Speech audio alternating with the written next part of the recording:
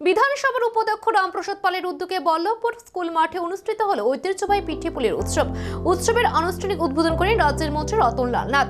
এই অনুষ্ঠানে বিশেষ অতিথি হিসেবে উপস্থিত ছিলেন সাংসদ রাজীব ভট্টাচার্য, আগরতলা পৌর নিগমের মেয়র দীপক মজুমদার সহ এলাকার জনপ্রতিনিধি ও বিশিষ্ট ব্যক্তিবর্গ। পিঠাপুলির এই উৎসবে নানা ধরনের ঐতিহ্যবাহী পিঠা ও দেশীয় খাদ্যদ্রব্যের স্টল বসানো হয়, যা দেখতে ও স্বাদ নিতে ভিড় জমান সাধারণ মানুষ। বক্তারা তাদের বক্তব্যে বলেন, এই ধরনের উৎসবের মাধ্যমে গ্রামীণ সংস্কৃতি ও লোকজ ঐতিহ্যকে নতুন প্রজন্মের কাছে তুলে ধরা সম্ভব। উৎসব ঘিরে বল্লভপুর স্কুল মাঠ জুড়ে উৎসব মুখর পরিবেশ সৃষ্টি হয় এবং স্থানীয় মানুষজনের স্বতঃস্ফূর্ত অংশগ্রহণ অনুষ্ঠানকে আরো প্রাণবন্ত করে তোলে। বর্ষে দিনটি পালন করা হয়, এটা আমাদের ভারতীয় সংস্কৃতি।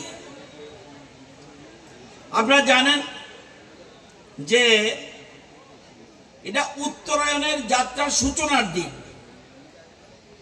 অর্থাৎ এদিন মূলত সূর্যদেবের উত্তরায়ণ গমন, মকর রাশিতে সূর্যের প্রবেশ করছে। অর্থাৎ এদিন থেকে দিন ধীরে ধীরে বড় হয়ে যাচ্ছে। এই যে গেল 14 তারিখ, এদিন থেকে কিন্তু দিন ধীরে ধীরে ধীরে ধীরে বড় হয়ে যাচ্ছে এবং শীত ধীরে ধীরে চলে যাচ্ছে। দিন বড় হয়, আলো বাড়ে, আর কৃষকের ঘরে নতুন ফসলের আনন্দ ছড়িয়ে পড়ে।